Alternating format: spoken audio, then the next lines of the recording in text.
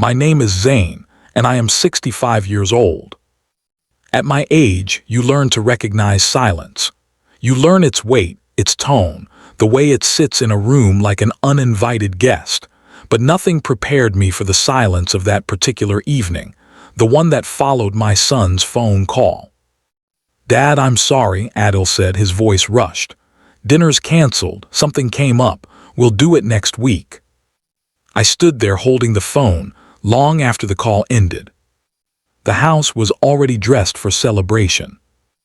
I had shaved carefully, trimmed the silver around my beard. I wore the navy blazer my late wife Samira loved. "You look like a man of dignity," she used to say, straightening my collar. I even bought a small toy car for my grandson Hamza, the red one he'd pointed at last week in the store. At 65, you don't get excited about many things, but you get excited about being remembered. I had already imagined the evening, the smell of rice and spices drifting from the kitchen, the noise of children running, the warmth of a full table. After Samira passed 3 years ago, those sounds disappeared from my daily life. The house felt larger. The nights grew longer. So when my son said, "The kids miss you," something inside me lit up. And now it was canceled. I told myself to be mature. Life happens, plans change. But as I stood in the quiet living room staring at the polished shoes on my feet, something felt unsettled. I picked up the toy car. "I'll just drop this off," I muttered. "No need to disturb them." 15 minutes later, I turned onto Adil Street. That's when I saw it. The driveway was full. Cars I recognized, Sana's parents' car among them. The house glowed with light. And then I heard it. Laughter. Not quiet conversation, not emergency chaos. Laughter. My hands tightened on the steering wheel. Maybe it's something else, I thought. Maybe they rescheduled, maybe. But truth doesn't wait long. I parked across the street and stepped out. The air felt cold against my face. As I approached the dining room window, I told myself not to look. But I looked. There they were. A long dining table covered in dishes, steam rising from plates, my grandchildren laughing, Sana's parents sitting proudly at the head of the table. And my son, smiling. There was an empty chair. At the far end, my usual seat. Set. Ready. Unused. Dinner had not been canceled. I had been. In that moment I felt something deeper than anger. Anger is loud. This was quiet. It was a slow crack spreading through years of sacrifice. I remembered the nights I worked double shifts at the textile factory. The mornings I skipped breakfast so Adil could have lunch money. The day I sold my small business to pay his university fees abroad. I remembered Samira saying, "He will honor your sacrifices one day." I stood outside his house, not as a father but as a stranger. And then I did the hardest thing. I turned around. I didn't knock. I didn't confront. I didn't beg for a seat at my own son's table. I drove home in silence. That night I didn't eat. I sat at my dining table staring at the empty chair across from me, the one Samira used to occupy. 2 empty chairs. One from death. One from choice. The next morning Adil called. "How was your evening, Dad?" "Peaceful," I replied. "Sorry again. Sana's parents came unexpectedly. It got crowded." Crowded. I saw the empty chair. But I said nothing. After the call ended, I sat for a long time thinking. For 65 years I had lived as a provider, a protector, a giver.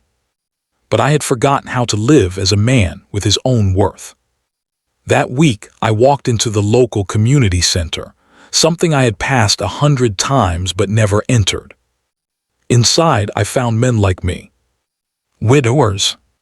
Retired workers. Fathers whose children were too busy. We played chess, We debated politics, we laughed loudly. No one measured me by my clothes or my status. They valued my stories. Soon I began volunteering there. I helped teenagers with math. I mentored small business owners. I repaired broken shelves and fixed leaking taps. I felt useful. Not as someone's father, but as myself.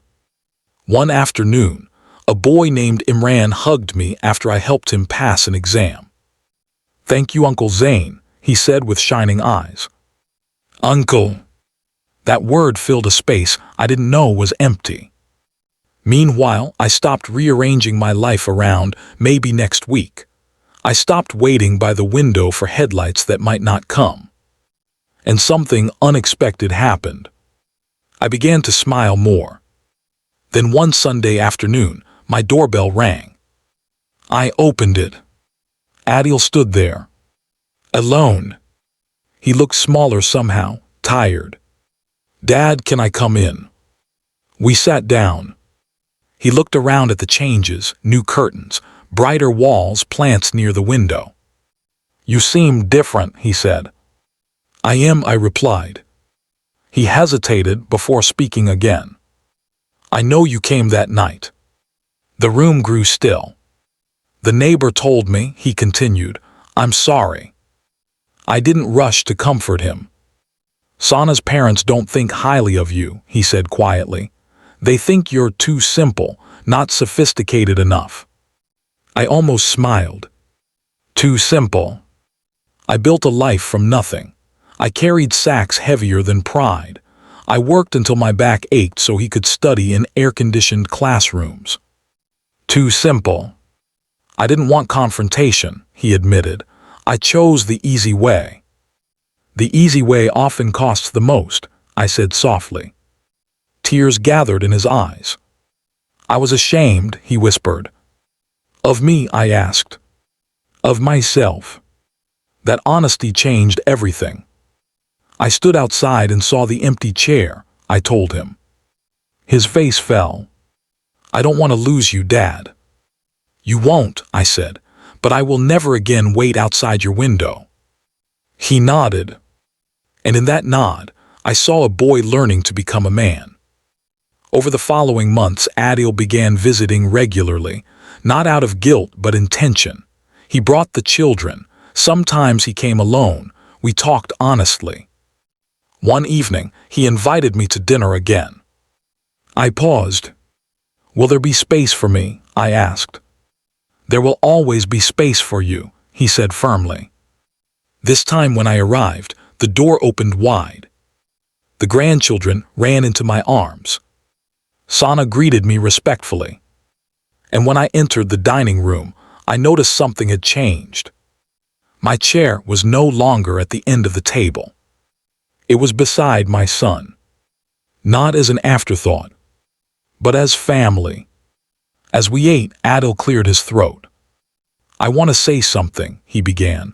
My father built everything I stand on. I failed to defend him once.